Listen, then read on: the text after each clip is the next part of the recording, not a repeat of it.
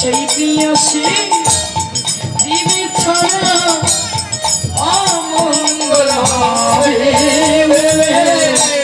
ভেবে দেখ মনে কেউ পিছে ভবন্ডলে ভেবে দেখ মনে কেউ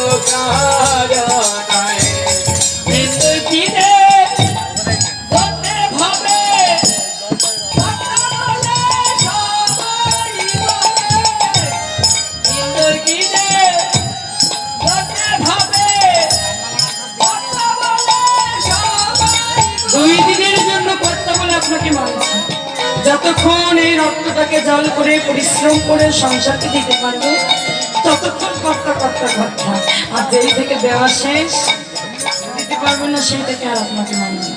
লেবুর মতো এক শাদি অর্থাৎ বিয়ে বাড়িতে খেতে বসেছে, এখন তাকে দিতে ভুলে গেছে, লেবুওয়ালাকে ডেকে বলছে এই শোনো আমাকে লেবু দিল না, বেছে বেছে বড় দেখে নিল, লেবুর বড় আনন্দ হচ্ছে আমাকে দিল।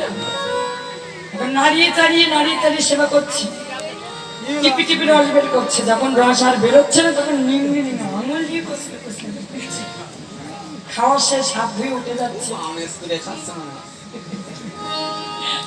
লেবুর চোখলাটা বলছে ওগো তুমি যে আমাকে বেছে বেছে নিলে এখন আমাকে ফেলে যাচ্ছ কেন? বলে যতক্ষণ তোমার রস ছিল ততক্ষণ আমি তোমার সঙ্গে ছিলাম, আর তো তোমার রস নেই, তোমার কাছ থেকে আমার তো কিছু পাওয়ার নেই, তাই তোমাকে ফেলে আমি চলে যাচ্ছি। ঠিক সংসার আপনাকে এমনি ভাবে যতক্ষণ আপনার রস থাকবে দিতে পারবেন, নিংড়ি নিংড়ি আপনাকে দিতে পারবে, ততক্ষণ আপনাকে ভালোবাসবে কথা বলে। যেই দেখবে আর রস নেই, আপনি সংসারকে দিতে পারছেন না, চোখলার মতো এক পাশে পড়ে থাকবেন, আর এক পাশে কেউ মানবে না।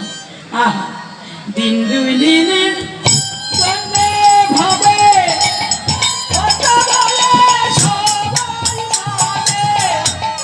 সেই কথা রে দিবি ফেলে, সেই কথা রে দিবি ফেলে পারে তাইলে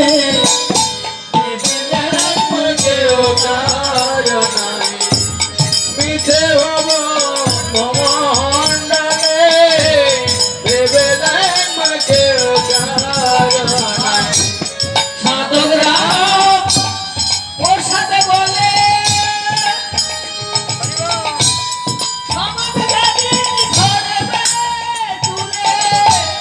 সাধকরা ওর সাথে বলে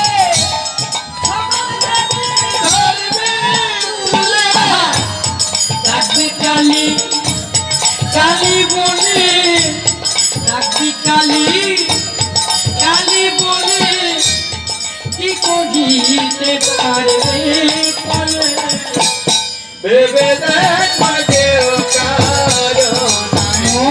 পিছে ভবন্ডলে ভেবে দেখ মনে কেউ পিছে মন্ডলে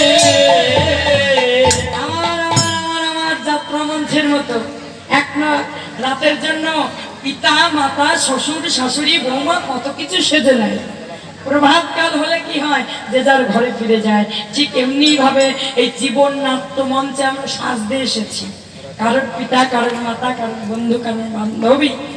যেই আমাদের জীবনের যাত্রা মঞ্চ পালা শেষ হয়ে যাবে ফিরে আবার ঘরে যেতে হবে, আমাদের ঘরে ফিরে যেতে হবে, এই কথাটাই আমরা ভুলে যাব। একটা রাতের মতো এই জীবন মঞ্চে আমরা এসেছি অভিনয় করতে, অভিনয় শেষে আমাদের ফিরে যেতে হরিবল। ঠিক এমনি ভাবে রামপ্রসাদ থেকে গানটা গাইলাম, আমরা কিন্তু রামকৃষ্ণ পরমহংসদেব বসে বসে কিন্তু মায়ের নাম করছি। বিবেকানন্দ গেল কি বলছো ঠাকুর তুই কি করছো? বলে আমি মায়ের নাম গাই। এই বিনি ভালো সময় এসেছিস, শোন পারলে মাঝে মাঝে একটু হরির নাম মায়ের নাম শুনিস, তাহলে তাতে কি হবে, কানটা পেকে যাবে, পেকে গেলে তো গন্ধ বেরোবে। যক্ষ চারক দাজ করে বলছে ঠাকুর যে নাম শুনে কান পেকে যাবে ও নাম শুনবো কেন? ও মায়ের নাম কান পাকা রোগের নাম শুনেছে? শোনেননি? এখন অবশ্য ঘরের ভেতরে স্নান করতে হয়, তো পুকুরে বা নদীতে স্নান উঠে গেছে, কান পাকা রোগটাও অনেক উঠে গেছে। মানে ছোটবেলায় দেখবেন কি বড়বেলাতেও হোক, কানে যখন জল ঢুকে বা ময়লা ঢুকে পুজ রক্ত বের হয়, কি বলে? শোনেনি বললেন যে? শুনেছেন? ও শুনেছে, তা হচ্ছে না। বিবেকানন্দ ভাবছে ওই হরিনাম শুনলে অমনি ভাবে কানের থেকে পুজ রক্ত বেরোবে। তো ঠাকুর যে নাম শুনে কান থেকে পুজ রক্ত বেরোবে, ও নাম শুনবে কেন? স্বামী বিবেকানন্দকে আমার রামকৃষ্ণ পরমহংসদেব বললেন, ওরে বিলিয়ে কানটা পেকে যাবে, পুজ রক্ত বের হবে না। ঠিক এমনি ভাবে আগে যখন বোতল ছিল না, বাঁশের চোঙাতে করে তেল রাখতো, তেল রাখতে রাখতে বাঁশের চোঙাটা এত পেকে যেত যেখানে ঘুম ধরতো না। বললো তুমি যদি মাঝে মাঝে হরিনাম শুনতে থাকো, হরিনাম গাইতে থাকো, হরিনাম গাইতে গাইতে গাইতে যদি হরিনামের কানটা পেকে যায়, জগতের বাজে কথা হরি বল বলে সেখানে আর প্রবেশ করতে পারবে না। হরি হরি এই মাঝে মাঝে তুমি মায়ের নাম হরিনামটা শুনে কানটা পেকে গেলে বাজে কথা প্রবেশ করবে।